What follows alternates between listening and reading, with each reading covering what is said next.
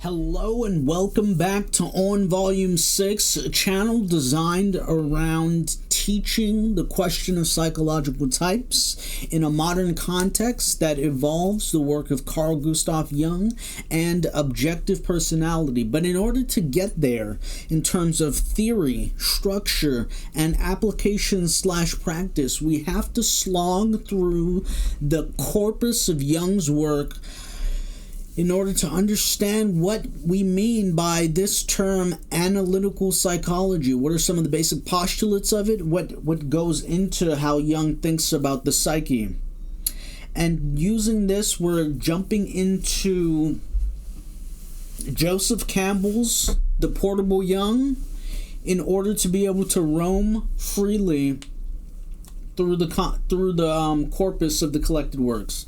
So we just finished up reading about Jung assigns the leading part. So this is the editor's introduction where he's introducing Volume 6 and trying to create a brief overview to explain the four functions of consciousness: feeling, thinking, sensation, and intuition.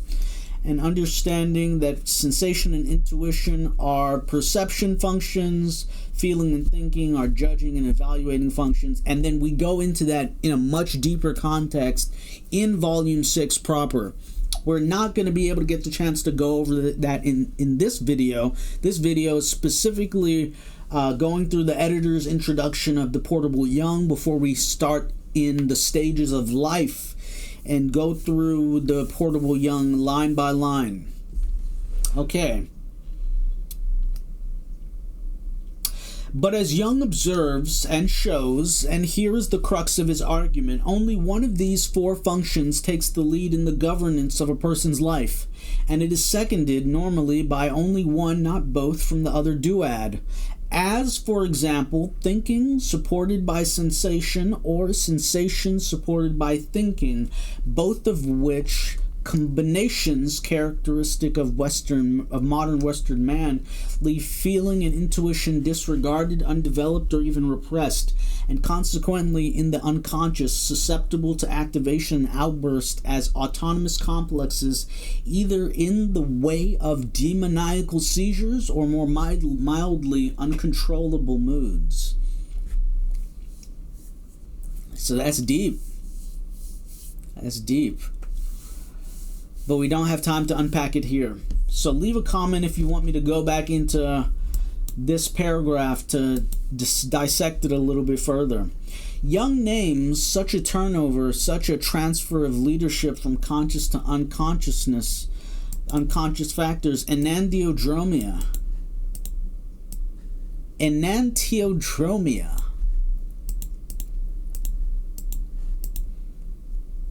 A running the other way,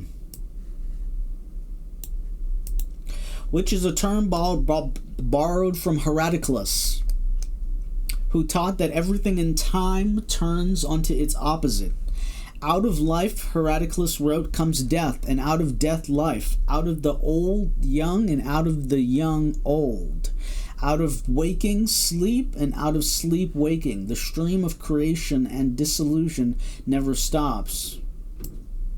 The idea is fundamental to Jung's psychology and applies furthermore to all pairs of opposites.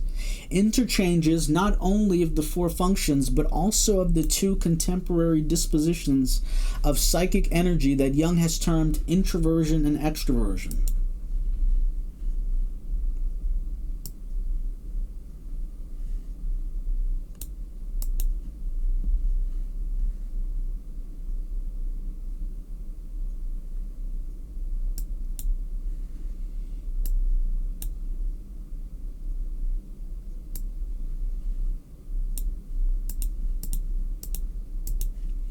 Dispositions of psychic energy.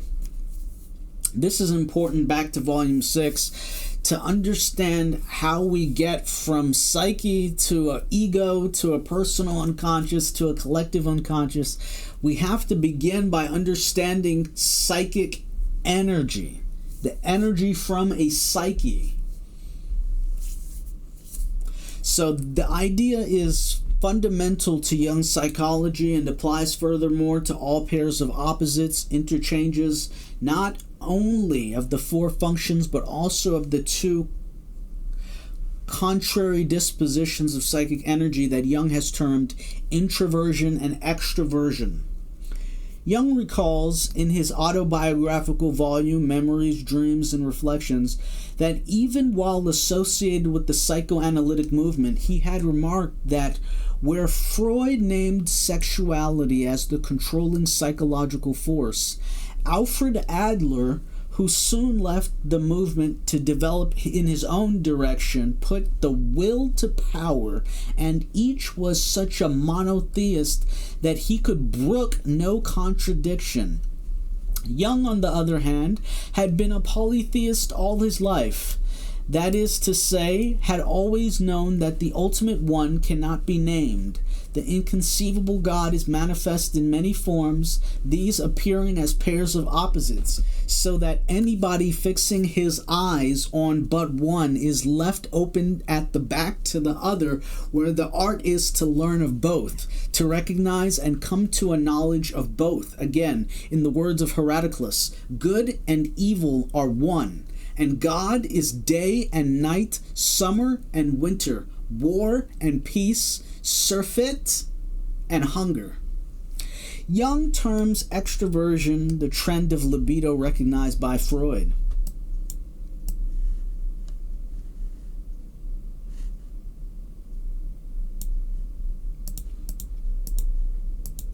Which is characterized by an openness, one might even say vulnerability of the subject to the object, thinking, feeling, and acting in relation willy-nilly to the claims or appeal of the object. Introversion, on the other hand, is a trend recognized by Adler, which is characterized by a concentration of interest in the subject, thinking, feeling, and acting in relation primarily to the interests, concerns, aims, feelings, and thought processes of oneself.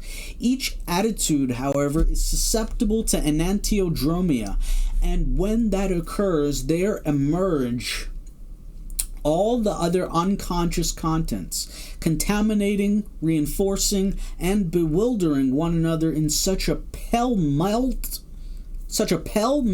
of feeling tone complexes as to put one literally beside oneself.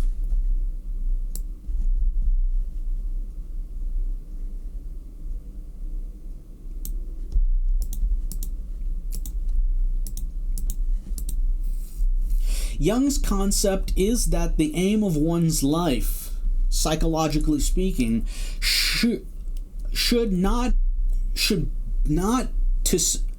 Jung's concept is that the aim of one's life, psychologically speaking, should be not to suppress or repress, but to come to know one's other side, and so both to enjoy and to control the whole range of one's capacities, i.e., in the full sense to know oneself. And he terms that faculty of the psyche by which one is rendered capable of this work, of gaining release from the claims of but one or the other of any pair of opposites, the transcendent function, which may be thought of as a fifth at the crossing of the pairs of the other four.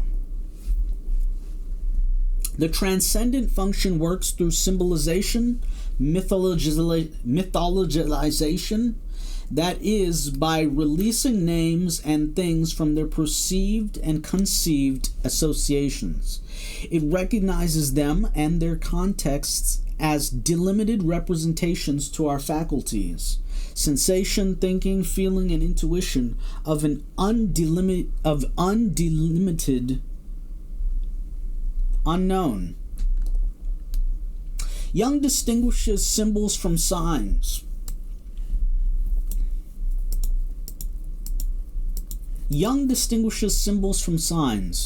Living symbols became signs when reading as referred to something known.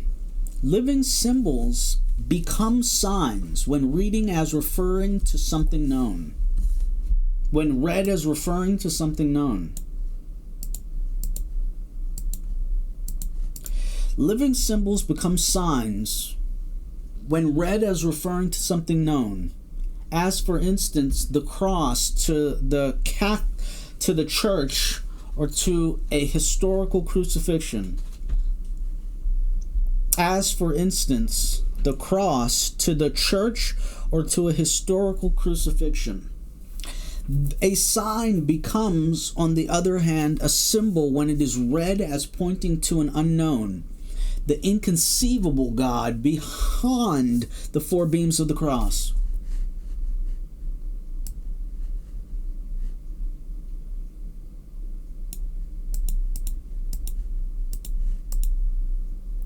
Okay, so let's double back.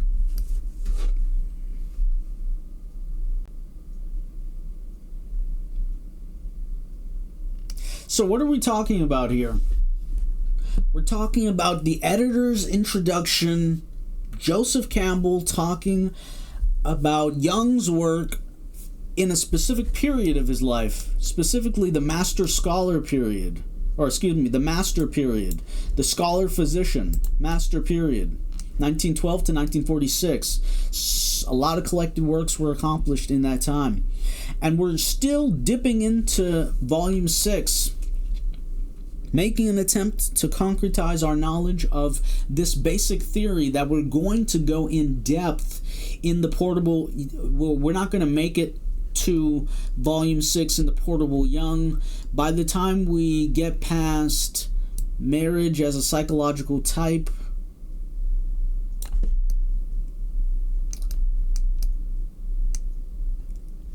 by the time we get to marriage as a psychological relationship, we are probably going to start with, or before then, start with the question of psychological types and start reading the editor's introductions for that piece of work.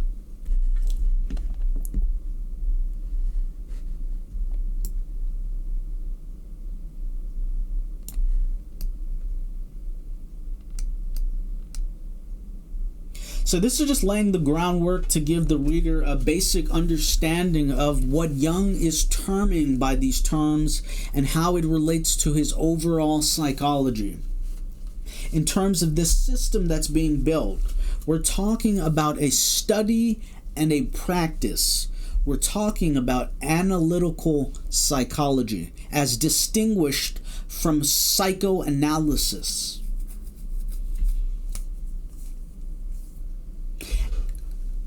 And we're going through one of the core pillars of this body of work, and that is psychological types. That's the whole point of this channel. To jump on Volume 6 eventually. But before then, we have to read and understand the Portable Jung in order to be able to understand where Jung is coming from and his thought process in terms of how exactly he begins to conceptualize information and knowledge throughout the course of time. So as we continue talking about thinking and feeling and saying only one of these four functions takes the lead in the governance of a person's life, and it is seconded normally by only one, not both, from the other duad, as for example thinking supported by sensation or sensation supported by thinking, both of which combinations leave feeling and intuition disregarded, undeveloped, or repressed, and consequently in the unconscious susceptible to activation and outburst as autonomous complexes, either in the way of demoniacal seizures or more mildly uncontrollable moods. When we pick back up, we're going to jump into the next paragraph and we're going to run it all the way down in this as the last one, or we'll do two more for the editor's introduction. Until next time.